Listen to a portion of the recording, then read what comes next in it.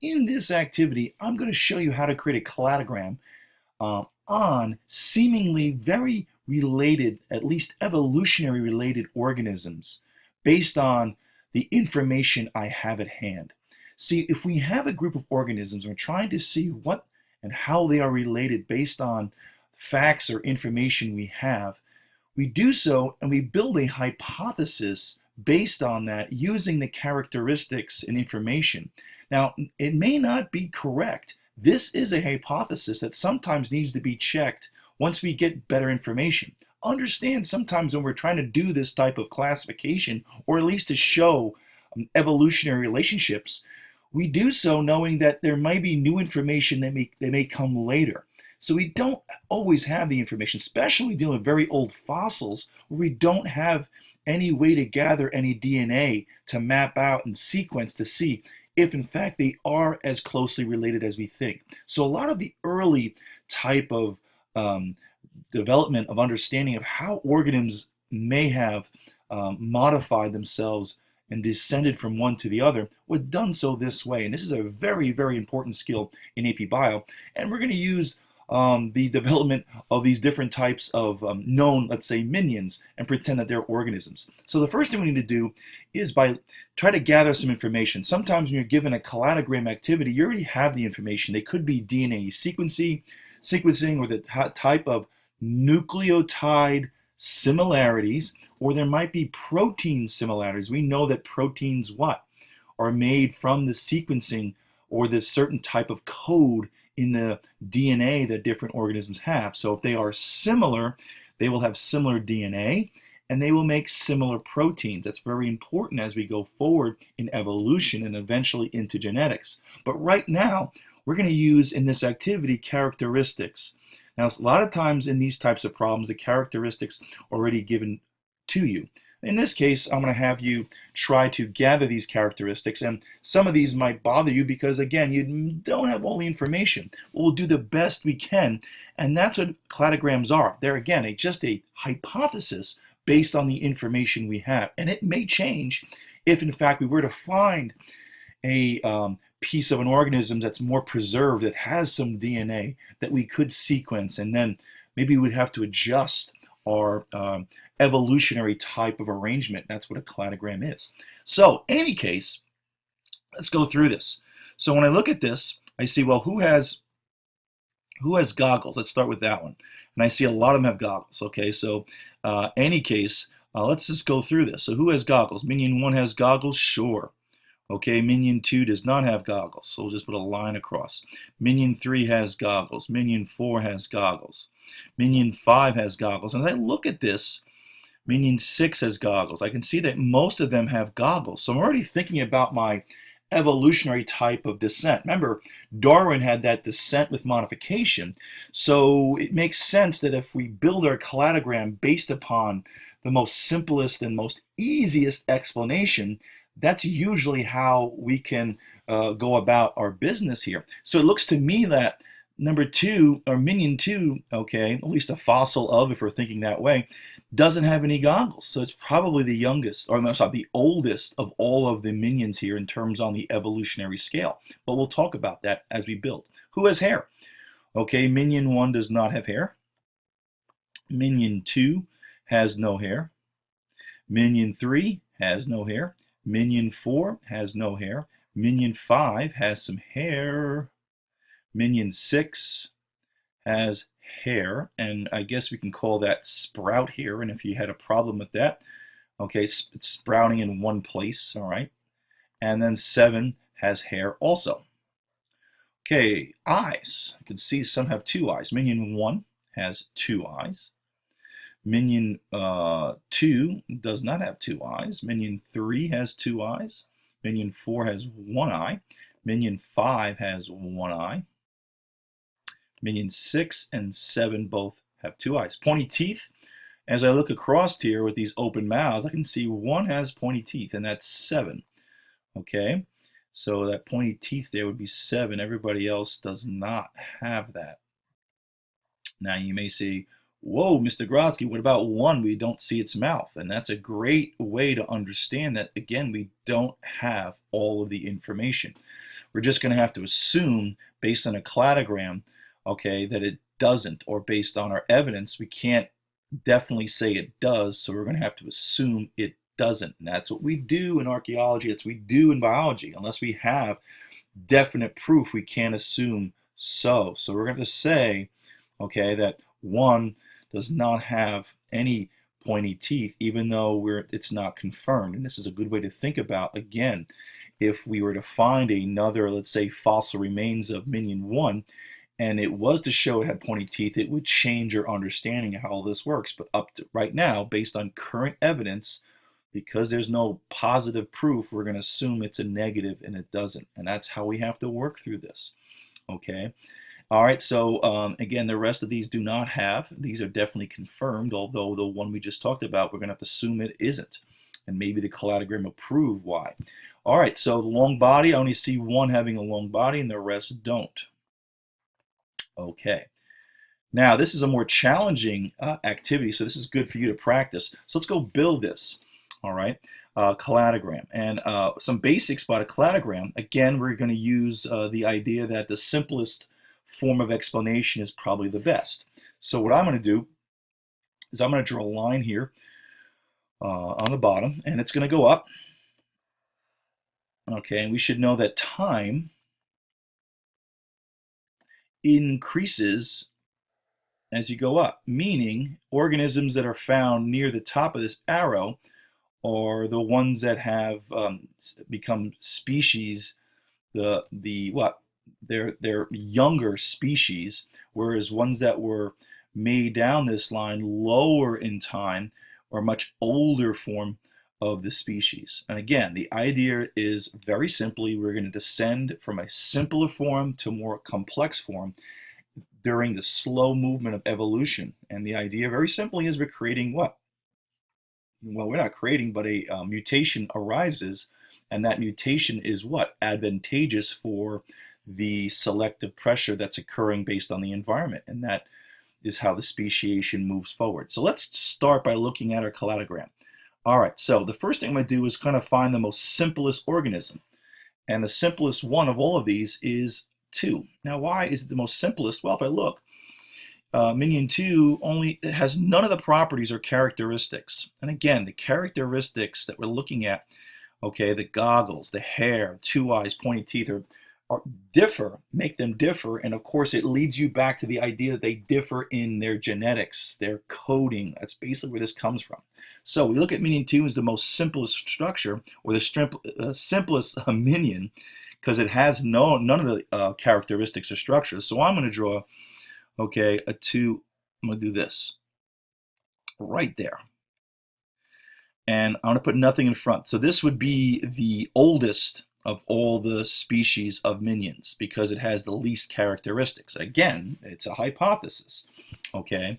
Now, if I look at my chart above, where do the first form of other type of characteristics that we're looking at starting up here? Well, if we look, we see, let's see here, we see minion 2 had none. So who's got 1? Okay, so minion 4. Okay, minion 4 has goggles. In fact, if you look carefully, minion 2, the simplest, was the only one without goggles. And if you don't see that, look up here. The only one without goggles, all right, was it was this minion, the earliest one. So it looks like something happened between this earlier one that created the rest of these. So there must have been some mutation, and it was advantageous for that allele that somehow created the goggles, or the protein that catalyzed the reaction to make these goggles on these organisms. Okay, and so therefore it should be clear to you that something happened between 2 and the rest of them. So I'm going to write right here a little line here, and it's going to let me know that there was a new scenario, a new allele that appeared, and that of course is the goggles. This tells me where this trait probably occurred. I don't know when in time, and that's not what a cladogram is about in terms of exactly when or where, but I do know after this organism, using my simplest form of logic, that it had to occur after, okay, a little time period after 2, and there was a delineation, a separation. So everybody after this mark right here, or after species 2, had goggles. Now let's go find something that was simpler than the rest of them, but a little more advanced. So we need something that has goggles, but has less properties than the others. And when I see minion 3 pops up, okay, it seems to have 2 eyes. And I look at minion 5, it has, oh, no eyes. Okay, so now I'm thinking about looking back up on my structure. Okay, I see that I have things that have goggles with 1 eye, and I look at my only have 2 minions that have the what? The single eyes. So if I look at my my chart here, let's mark it here, having 2 eyes. All right, we can see that everybody's got 2 eyes except minion 2, which of course makes sense. It was the earliest one. And then I have minion 4 and 5. So 4 and 5 do not have 2 eyes. And notice they really don't have any of the other properties, okay, although minion 5 does have hair. So when I look very carefully, everybody has 2 eyes except 4 and 5. Right? So what does that speak to? All right, it speaks to that there must be a branching off here of 4 and 5. Now you may say, what do I put 4 and 5 to? Well, I do know, you may say, well, should there be a 4 and a 5? And you probably could be correct about that. And now if I did it this way, I could do this. I could say 4. Now this doesn't mean it's right. Remember, we're trying to figure this out. If I did it this way, what do we know about 4? Okay, minion 4 has goggles and it has 1 eye and nothing left. So 4 clearly is on the evolutionary scale more simpler than 5. So you might be tempted to put, okay, 5, all right, has what we call some hair. Okay, so 5 has no 2 eyes, so it's got a single eye, but it has hair. That's different than 4. It has 1 more, so you might want to do this. Put the hair here. And what would that mean? The way that I'm drawing this cladogram, that would mean everything in front, or at least evolutionary downstream, or I guess upstream, I should say, as we get closer to current time, or younger in time, would have hair. If you look carefully, we have things that don't have hair. We have things with 2 eyes, which was more advanced. I think having 1 eye was the simplest. We have something here, 3, that doesn't have hair but has 2 eyes. So that gets me crazy, because if I put hair here on this major line, then everything above here cannot have no hair. Now, you may say maybe there was a scenario where no hair occurred. And again, you could draw this many ways. Here's what I'm going to do. Okay, so what I would do, all right, instead of putting the other one there, and again, you could probably make some cases, I'm going to branch off here. I'm going to show 4 and 5 separating. They both have goggles, okay, but what's separating this? Well, what does 5 have that's different than 4? 4 and 5 both have goggles. They both have 1 eye. And so what does 5 have? 5 has, okay, hair. So what I'm going to do here is make a little line here and say hair. Somehow 4 separated from 5. They're both very similar because they have goggles and they don't have 2 eyes yet. So therefore they branched apart. And you may say, well, what about this 2-eye thing? Well, we noticed everybody's got 2 eyes except 4 and 5, right? Everybody, except for these 2, everybody's got 2 eyes, excluding 2 because it was the what? The lowest on the evolutionary change, the simplest. So everybody above these 3 have what? 2 eyes. So that screams to you, in at least my case, it screams to me, that these guys have the 2 eyes. Everything above. So being goggles without 2 eyes, 4 and 5 have the single eye. They both have goggles, and 1 has hair. It seems that the hair split off here.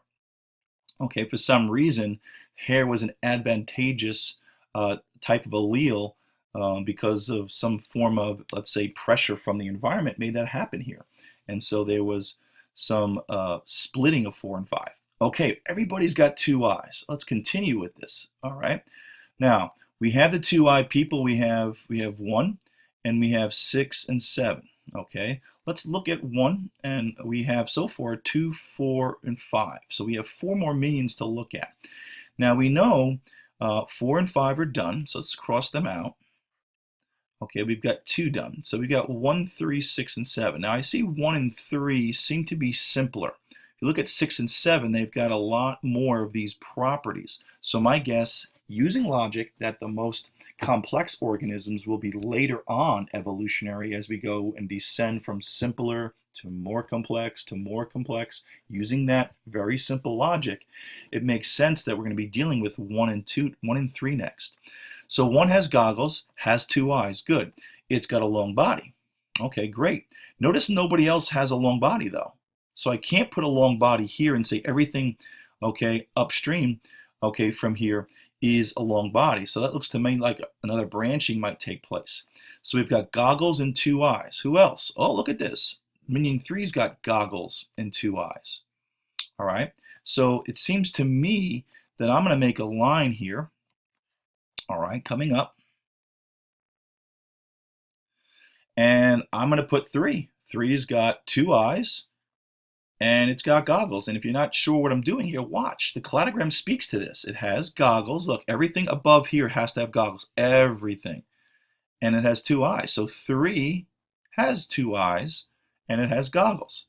So does what? So does 1. 1 has goggles and 2 eyes, but it's got something nobody else has. It's got that long body if you look at organism number 1. So we could probably make the guess that just like 4 and 5, there was also a split here. Okay, so I'll do that. So again, this is just a what? A hypothesis. So we would say 1 is here, and I'm going to also say what made them split is this has the long body. I can't put it down here. That means everything would be long. So somehow 3 and 1 split from some earlier ancestor, and this gene or allele of long body was expressed or because of a mutation. But look, it makes sense. Number 1, what type of characteristics does 1 have? It has goggles, it has 2 eyes, it has a long body. Look at my cladogram. It has goggles, 2 eyes, and a long body, so it makes sense. 2 is outside the group, has neither of them. 4 and 5 have goggles but not 2 eyes yet, and 5 has the hair. So it kind of makes sense. So what do I have left? I have left 6 and 7, and these guys are the more complex organisms because they have the what? Greatest number of characteristics. Again, using this very simple logic that the more complex you are, must have been, you descended from simpler ones. So minion 6 and 7 both have hair, both have goggles, 2 eyes. Whoa, wait a minute, hair happened here. Hair happened here, but then there's some more hair. But they both have hair. Does 3 and 1 have hair? Let's look back. If we look back on 3 and 1, okay, do not have hair. So it seems to me that because 6 and 7 both, okay, have hair, that should be my next kind of change in alleles. So we'll say hair. Now, it does look like that 6 has hair, but also a different type of hair, sprout hair. It also looks like minion 7's got pointy teeth and no one else has. So the way that I would do this is I'm going to have a branch here at the end, and this one would be minion 6, and I would say right here that it's got sprout here. That's what made it change, okay? And then 7 would be my last one, the more complex, and what changed here is it had what? It had the type of pointed teeth. And there's my cladogram. Look at number 7. It has goggles. It has 2 eyes. It has hair. It has pointed teeth. Look, it has goggles, 2 eyes, hair, pointed teeth. Look at 6. It has goggles, 2 eyes, hair, and sprout hair. So we can use my cladogram to show exactly how we think these minions are interrelated. Now, could you come up with an alternative one? Could you put the hair together? Sir, there's probably another way to do this, but I think this is a very logical way. And my hope is that using logic and understanding how I built this, this would be an appropriate cladogram for my minions. Very much a challenging one, but one that I want you to think about. Now, very simply, before we conclude here, let's look at a few things. Okay, we could say that number 2 is in the outgroup. Why is it in the outgroup? It's not very related to many of the others. We would say 4 and 5 are more interrelated to themselves than they are to 2. 3 and 1 are more interrelated to themselves than they are to 5 or 4. And you can say the same possibly for 6 and 7, although you can have an argument because of the sprout here. Okay. Now, one thing I will also talk about is that if you were to put 5 here and 4 here and switch these places, would that make any difference? Absolutely not. You'd still be able to say goggles, no eyes, and I have hair, goggles, and no hair, and no 2 eyes. So either way, same thing with 3 and 1. You could have definitely flipped those. And certainly, I could have said pointy teeth, and 7 and 6 could have been flipped as well. So where I put 4 and 5 or 3 and 1, the branching off the main line here would not matter. Now, one more point before I finish this. We have 2 places we have hair. So we're going to call these kind of hair, okay, a type of evolution. We call it convergent evolution. Hair was developed in 2 different places along this evolutionary line, this cladogram. And what does it tell us? It tells us that these 2 species or these types of changes happen because of very similar selective pressures at the time. Okay, so this would be divergent evolution, where we go from 3 to 1, but having the hair a couple different places, okay, lets you believe that we understand that things can evolve that are different, okay, based on having similar selective pressures, and that's the basis, okay, of convergent evolution. Now, we're really trying to show divergent evolution as we go from more simple to more complex, okay, type of species that are related evolutionary.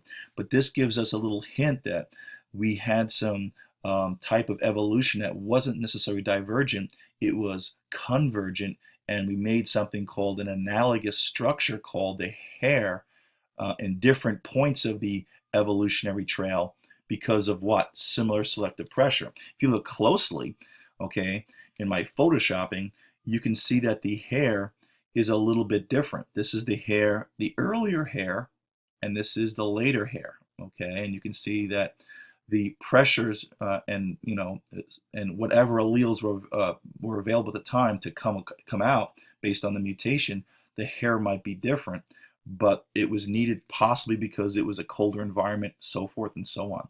So very important, and it made it a little challenging. Okay, so again, your cladogram could look a little different, and if it has the same basics rules that are being followed based on what? Logic, okay, it's also correct. Hope that helped.